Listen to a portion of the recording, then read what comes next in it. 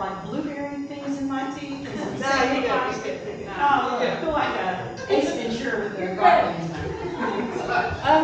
Wow. It's so fun to be here. I came early and I have just reconnected with so many people that I used to be on membership here and with the party. And it's so great to see all these new faces and see old faces, not old faces, but faces that I've seen in the past. So thank you guys. Thank you so much for inviting me. I got this message on my phone and I'm like, really? So thank you to the party, the guests, all that kind of fun stuff. Thank you. It's really great to be here.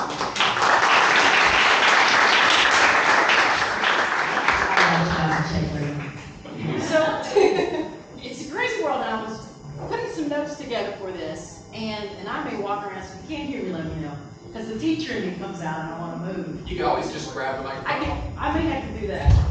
Nah, not right now. So what I said was, did I turn it off? Did you break it? See, in high school, I put in the fan. Yeah. Blame me. Okay, I'm gonna walk around. I might start dancing and singing. But when I was in high school, my spending money was made by playing in a band with my cousins. So I should be used to a microphone because I play trumpet and all that kind of stuff. But anyway, when I was thinking about doing this, I thought, we live in a crazy world, so if you know me, I just connected with a former science student, and I'm like, yes, I like to have a good time. So I said, I'm going to write a speech that's fun and maybe can make you guys laugh. I have to decide which glasses am I reading or dropping. So I call this moving forward with a smile on our faces. So, and another thing is, as I've talked to folks, a lot of what's in this speech is coming out. This is not an AI-written speech that I printed out a few seconds ago.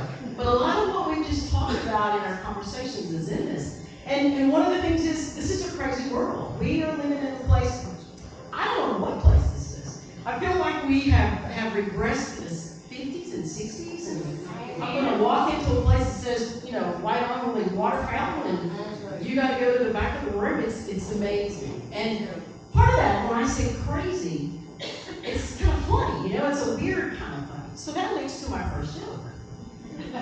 Are you ready? This is the best. Two cannibals are eating a clown, right? And one says to the other, does this taste funny? So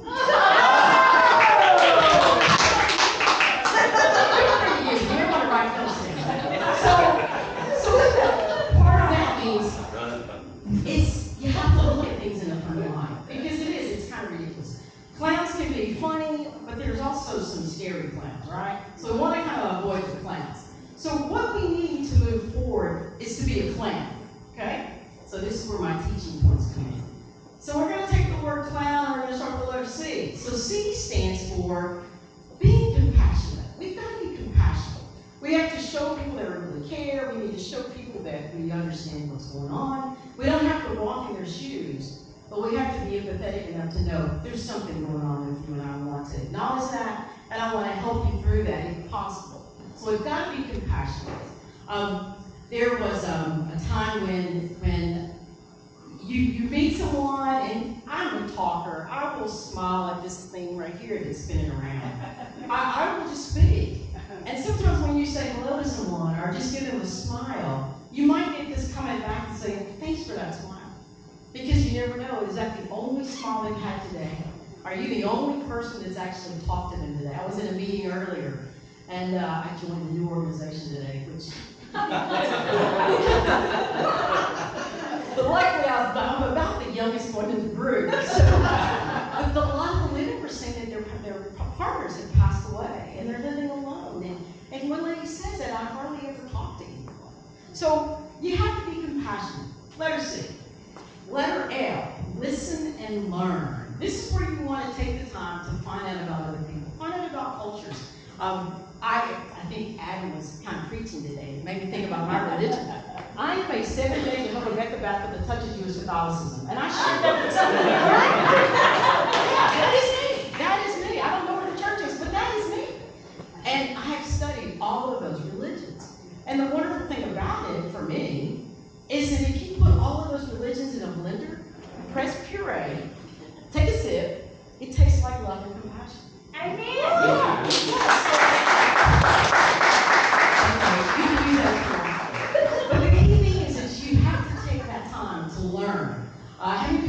taking a Black history class at Dixon again. Amazing. It was probably 5 years ago that I took my first Black history class in my whole life. Y'all, I've been Black my whole life. and I remember when people used to say, she's Black. Like whispered it, like I didn't know. Just say it out loud.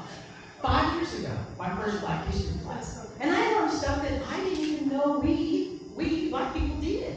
So listen, learn, have conversations with people. You got to take a moment and just have a meal.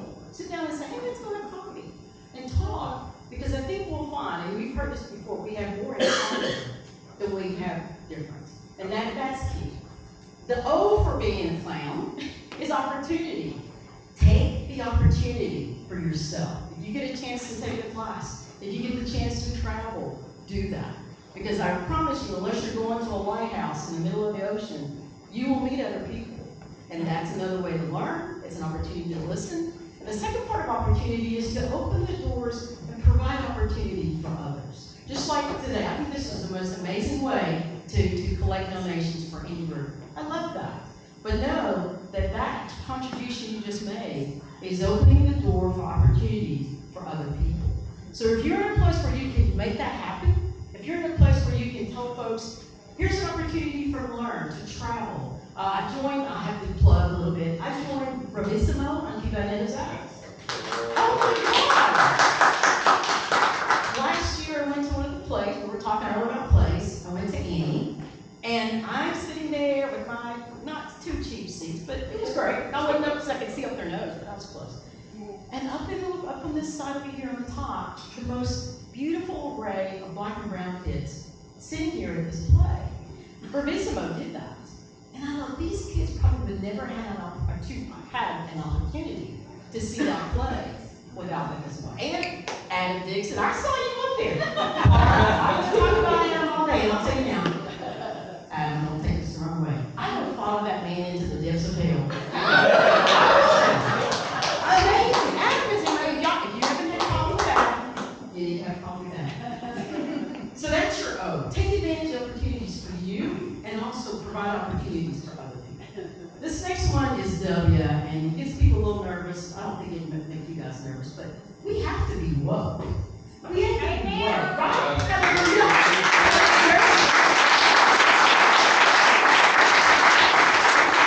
So when I say woke, I'm simply saying that we need to be aware.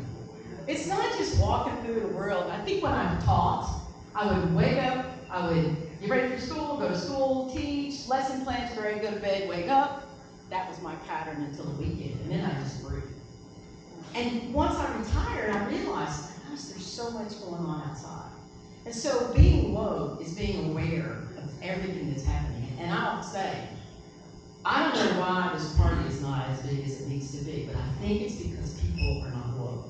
And we were talking about how can we get folks more woke so that they can understand this is what's going on right now under your face. I think for me, I have 2 teenage sons. They're soon to be 18 and 19. I just don't let them take my glass of wine away. Yeah. But I had to have that talk with them about being woke. And you've heard people talk about the talk. That's what it's about. And it's not only about that, but they've got a lot of, their friends are white, they play the whole thing. And I told their parents when they were having sleepovers and hanging out, you gotta watch my kid. Like, you have to be woke because these are the things that my little Black and brown kids, one's a little darker than the other's a bit Black and brown. Don't tell them I said that. But they have to know. And I think it's important that everybody be aware of what's going on with other folks. So that's the woke. That's the woke part of me. Then the last letter is N for nice. Be nice. Just be nice to people. Once I retired from school, I thought, I had to dig deep in my closet to find these clothes. Because I'm like, I don't want to wear dress-up clothes anymore. I just want to wear some t-shirts, and I have this array. I really wanted to wear the one that said, oh, I'm not going to tell you. But, okay, it's a t-shirt that says, thoughts and prayers, and then that's marked out, and it says, policy and change.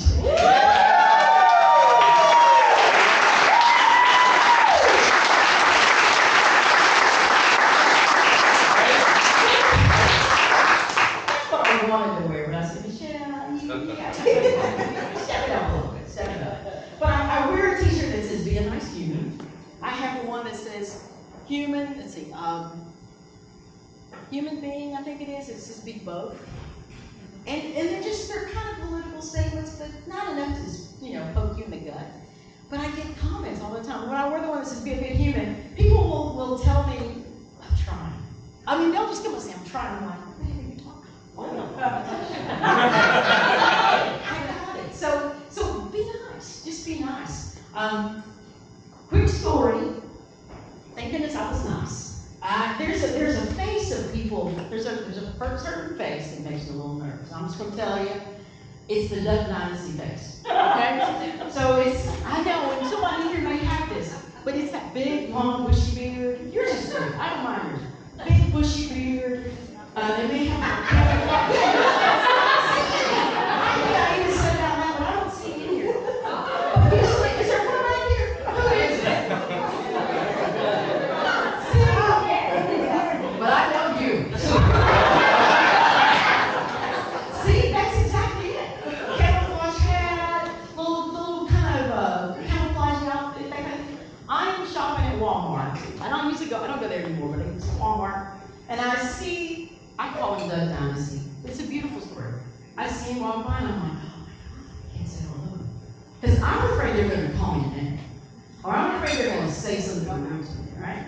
So I'm like, Michelle, mind your business. Don't open your mouth because you know you like to, so this is not the time. So I keep shopping. Well, then I'm looking at something shopping, and I feel somebody behind me. You know that? It's like, oh gosh. So I just kind of turn around and Duck Dynasty. And he says, I love your hair. I'm like, I'm on TV. This is that show, What Would You Do? I'm like, somebody photographed me. This is weird. He says, I love your hair. And I'm like, and I was stunned. So I'm like, well, thank you. He goes, I always wanted to have my hair like that. Okay? I'm still stunned. Well, Lord, 15, 20 minutes later, me and Mike had the best time. So this guy went on to talk about hair, and then he says, and if you don't know this rule, I'll share it with you now. Don't ever reach out and touch a black woman's hair. Oh, no. He goes, may I touch your hair? Duck Dynasty said, may I touch? And I'm like, no. Yeah. Because he has, right? And his hands were clean. So I'm like, sure. So I pull my dress around, and he was like, oh, I never thought they felt like this. Well, you know what I was thinking, right? Y'all don't know. Can I touch your beard? This is a true story. And so we talked. Just like this. Throw on his beard. Because I never touched that kind of beard. And I'm like, wow. He says, you think I could get dreads in my beard? I'm like, you surely could, because it's all curly, it's great. And I was ready to do it for him, but I ain't got that kind of time. But truly, 15 minutes later, Mike and I had this amazing conversation. And if you know Mike from Unicoi County, I told somebody that Unicoi County. If you know Mike from Unicoi County, who met the little black lady with dress in Walmart, I want to have coffee with him. Because I really, truly, I didn't cry this time. I usually cry when I tell the story. Brittany back there, she knows I cried with that story.